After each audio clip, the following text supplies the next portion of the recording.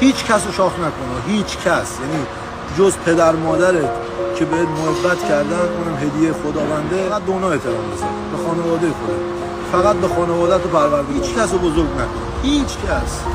تو 2 تا دست داری، 2 تا پا داری، 2 تا چشم داری، عقل داری. تو این دنیا اومدی، تو انتخاب شدی بیای تو این کره زمین، منم انتخاب شدم تو این کره زمین. مگه من میتونم حرکت اضافه تر از تو بکنم؟ مثلا من میتونم پرواز بکنم، تو نمیتونی. یا من مثلا میتونم آینده رو تشخیص بدم، تو نمیتونی. هر چی تو داری منم دارم.